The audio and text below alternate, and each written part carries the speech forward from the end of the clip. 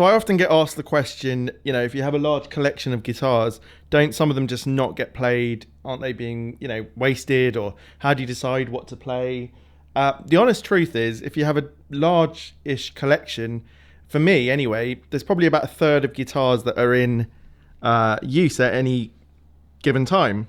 Dotted around this room are guitars that, you know, all of them I've bought because I love them and enjoy playing them. But you know, you go through different periods of time. For example, at the moment, I'm hugely into this R9 that has Sunbear pickups with baritone strings tuned down to about D standard. Playing that a lot. I'm also playing this Gibson SG a lot. I haven't been in Strat mood for the last few weeks, but I've been playing this Broadcaster tons. Just, again, it has baritone strings on it, and I'm just massively loving it. One guitar I hadn't picked up for quite a long time, you may have noticed on the channel, is this one. This is the Masterbuilt Paul Waller Hardtail HSS Strat in 50s style. And to be honest with you, I thought it was one of those guitars that I thought was very cool. I clearly enjoyed playing it when I first picked it up, but over time hadn't quite bonded with it. And of any guitar in this room, it was the only one I was considering selling, really, apart from, if anyone's interested, I've got a black Rivolta Mondata Baritone, which I'm just selling because I have my Castadosa Baritone. So if anyone's interested in that baritone, let me know. I've put it up on Reverb, but we could do a better deal if you contact me. That'll be collection in West London. Anyway, the point of this video.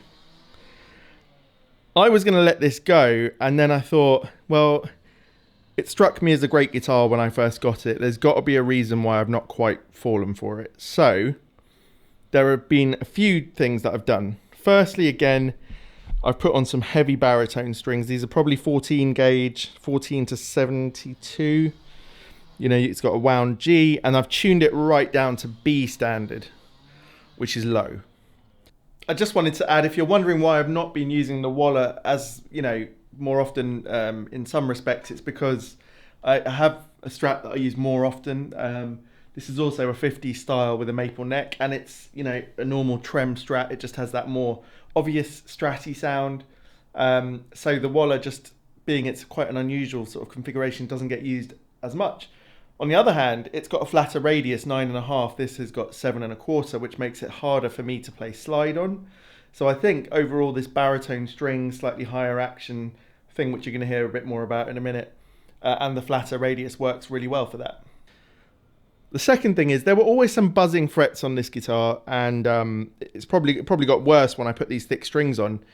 And I think that was sort of choking the sound a bit. It still sounded good, it just wasn't its best, and there was a slight tinny tinge to the sound at the top end. And I just think if strings are hitting the frets anywhere, that's possibly what can happen. So I was sort of already this morning, I've posted it on the fretboard in the fretboard forum, I've posted it in the classifieds, you know, I was going to post it on Instagram, as in I was going to sell it. I was chatting to my mate Stuart, who runs Sunbear Pickups, and he said to me, he's played this guitar and he thought there was something not right with the setup. He said, why don't you just change the setup a little bit? Start by adding a little bit of relief. So it was a pretty flat neck. In fact, there was, with these thick strings on, I couldn't find any relief in it at all. So I took the neck off, turned the screw counterclockwise or anti-clockwise by a quarter turn, put it all back together. Suddenly there's a relief. Suddenly there's way less buzzing. And suddenly it sounds to me like it's singing. Now, it's definitely got a bass voice.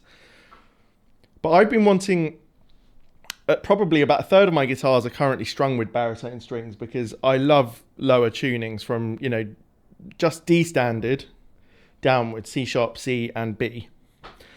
We're still yet to do videos to find out how they fit in the mix, but this has made this guitar its own thing completely for me. I've been wanting a Mule Resophonics resonator, and I'm intrigued by baritones and by low tunings, And here's this very expensive guitar sitting here, not getting used enough. I know it's a great guitar. I just couldn't quite get out of it what I wanted until now. So you'll have already heard a bit of playing. Let's hear a little bit more.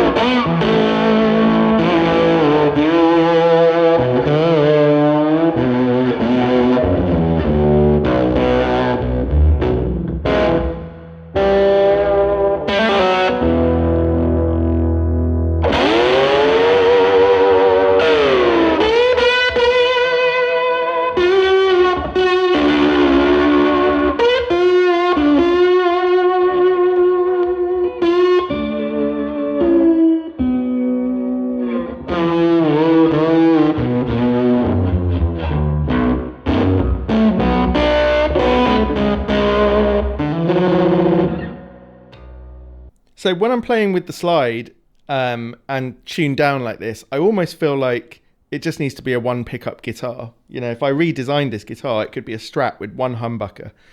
Because being tuned that low, the neck pickup could be a bit wallowy, it depends. I mean, you could do some rolled back, cool rhythm stuff, I think, but probably more in the middle position.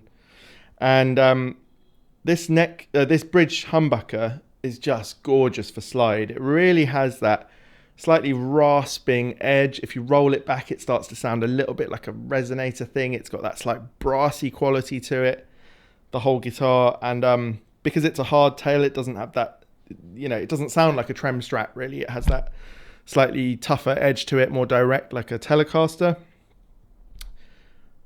Yeah, you can tell I'm back in love with this. So I think the discussion on how to set up a guitar is probably for another video, or for much more experienced. I mean, Stu Mac has great videos on it, and loads of other channels that are very experienced. But start with the relief in the neck is what Stuart told me, and that's what I did. And really with that one thing. See, the thing is, it's very unlikely that, especially a master built, but even a custom shop and, you know, most guitars are going to come out with decently leveled frets these days. You know, I guess some of them are done in machines and whatnot. So even at the lower end, you mostly hear good things about fretwork these days. But the truss rod and the relief and the neck can change over time. So that is definitely worth checking first before you do anything else. Then your saddle heights, because these things are easy to do. You know, getting into fretwork, you'd have to have tools or send it off to someone, and you'd have to know what you're doing if you're doing it yourself. So I wouldn't massively recommend that.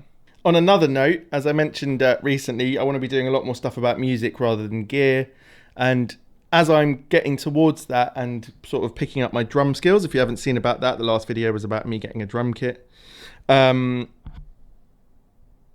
sort of working on a cover version of a Junior Kimbra track at the moment, which is going to take me a while, probably 2 to 3 weeks to get that video out. So in the meantime, there'll be these little short videos as I go along. I'm sort of reverse engineering this track. There's no tabs for it, but we'll hear more about that soon. I'm quite excited about that. Here's a small clip of the Les Paul that I've possibly chosen to do that with.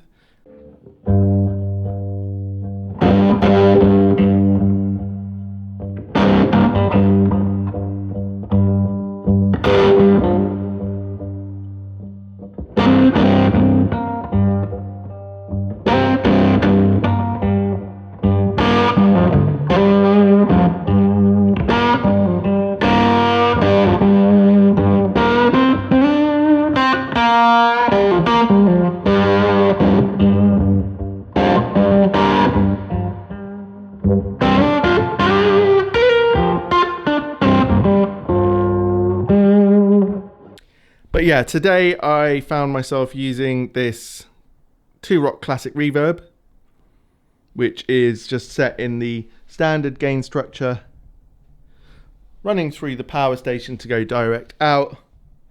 And I had the Dominion fuzz, the Schottky diode on the PolyFX Flat 5, Topanga reverb, even though I'm using the classic reverb, I like the way this hits the amp, and the dual delay from Analog Man.